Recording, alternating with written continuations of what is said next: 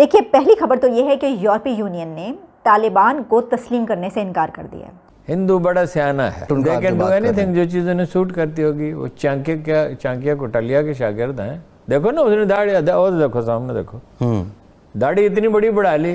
जो तालिबान जो अफगानिस्तान में आ गया है और पाकिस्तान के बीच में शुरू में तो रिलेशन ठीक रहेंगे, बाद में रिलेशन बिगड़ेंगे। मगर ये अलग बात है, भारत की जो काउंटर इन्फिल्ट्रेशन ग्रेड एक पुख्ता है, और तो ऐसे में मुझे लगता है कि भारत इसके लिए चौकन्ना है, और मुझे इतना कोई ऐसा डाउट नहीं लग रही। लोग, हमारे अवाम ये भी समझें कि इस वक्त क्या हालत है अफगानिस्तान की। देखिए, 5 लाख लोग तैयार हो रहे हैं बॉर्डर को क्रॉस करने।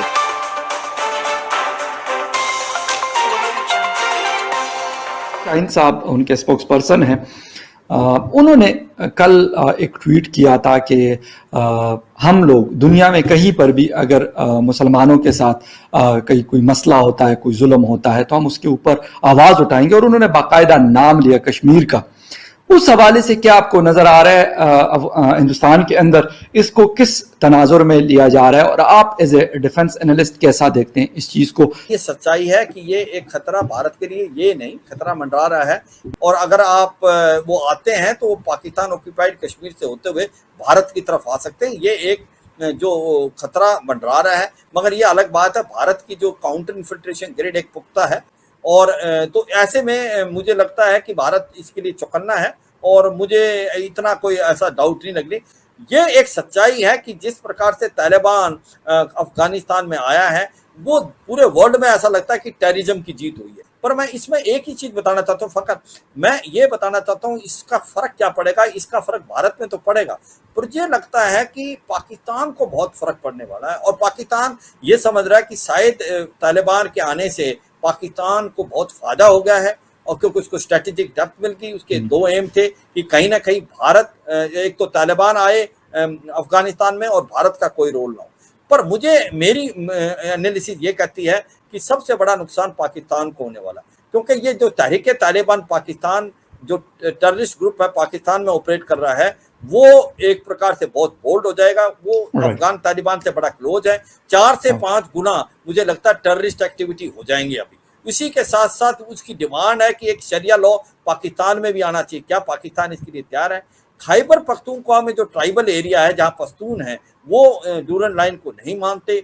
वहाँ पर भी मुझे लगता है कि जो मिलिटेंसी की एक्टिविटी बढ़ेगी। और इसी प्रकार से बलूचिस्तान में बलूचिस्तान लिबरेशन आर्मी जो फ्रीडम स्ट्रगल कर रही है, जिनकी जेन्युइन फ्रीडम स्ट्रगल है, मुझे लगता है उसमें भी बहुत बढ़ोतरी होगी। इंडिया इस सारे सिनेरियो में, और जो भारतीय मीडिया पे हो रहा है वो आपके सामने, हम भारतीय मीडिया के रवैये में तब्दीली आ रही जी।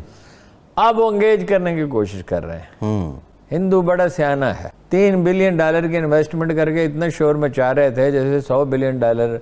तो वो दोबारा फिर से, मर्सनरीज हर कहीं अवेलेबल होते हैं, दोबारा फिर से उनसे रब्ता करेंगे, उनको एलोअर करने की कोशिश करेंगे, उनको रागब करने की कोशिश करेंगे, उनको मदद की पेशकश करें। ऑब्वियसली उनकी इकानमी हमसे तो बड़ी है ना, लेकिन अभी तो लोग पाकिस्तान ही आएंगे। उनको तस्लीम करने में भी कुछ पहल करेगा इंडिया?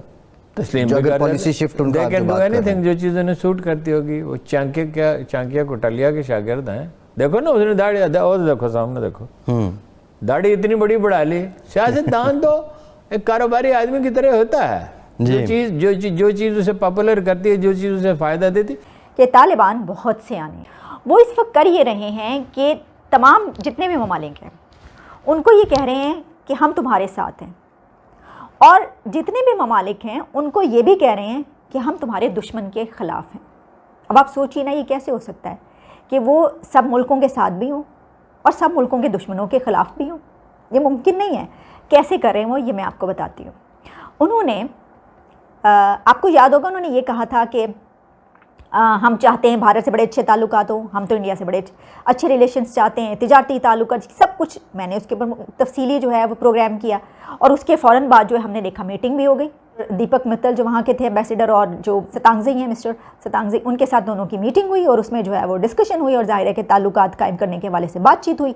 अच्छा, उससे पहले हम ये देख रहे थे कि इंडिया के बड़े वो खिलाफ थे पाकिस्तान को, तो उन्होंने ये कहा था कि हम, यानी नज़र ये आ रहा था, एक नैरेटिव ये चल रहा था कि वो तो कश्मीर जाकर जो है वो आज़ाद करवाएंगे और पाकिस्तान के मुकम्मल हक में है वो, पाकिस्तानी तो उनको डिक्टेट कर रहा है सब कुछ, ये सारी खबरें आ रही थी। और उन्होंने कहा था कि हम जो हैं हम रोकेंगे टीटीपी को। पहले जो एक बयान आया था उसमें कहा था हम टीटीपी को रोकेंगे कि वो अफगानिस्तान पाकिस्तान पर जो है हमला ना करे, यानी हम कोई दहशतगर्दी यहाँ से नहीं होने देंगे।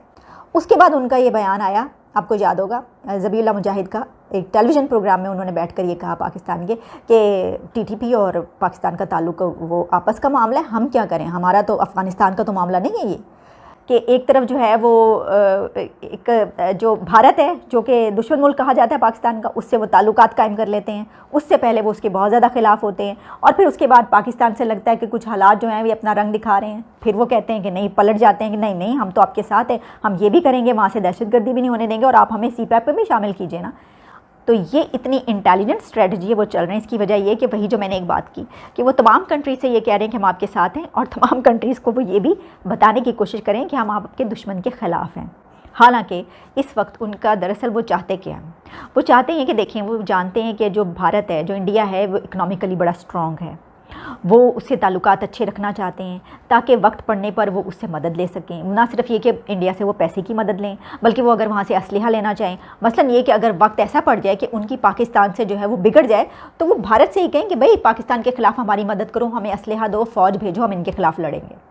और दूसरी तरफ अगर उनकी इंडिया से बिगड़ जाए तो वो पाकिस्तान से कहेंगे लो भाई चलो कश्मीर में घुसते हैं, हम कश्मीर तुम्हें आज़ाद करा के देते हैं, हमारी मदद करो, हम इंडिया के ख़िलाफ़ जो है वो तुम्हारे लिए लड़ेंगे। ये सिचुएशन जो है चल रही है, ये पूरा गेम प्लान जो है वो नज़र आ रहा है। मैं आपको सिर्फ ये कहना चाहता हूं कि बड़ा ज़रूरी है कि हमारे लोग, हमारे अवाम ये भी समझें कि इस वक्त क्या हालत है अफगानिस्तान की। देखिए 5 लाख लोग तैयार हो रहे हैं बॉर्डर को क्रॉस करने के लिए, और होंगे और क्रॉस करेंगे अगर 2-3 चीज़ें जल्द से जल्द ना हुआ। Number 1, United nation secretary general आज अनाउंस किया है कि 8 कॉन्फ्रेंस हो रहा है अफगानिस्तान के लिए, साथ साथ 20 मुल्क इकट्ठे होके उन्होंने भी कहा है कि हम मिलेंगे आज और हम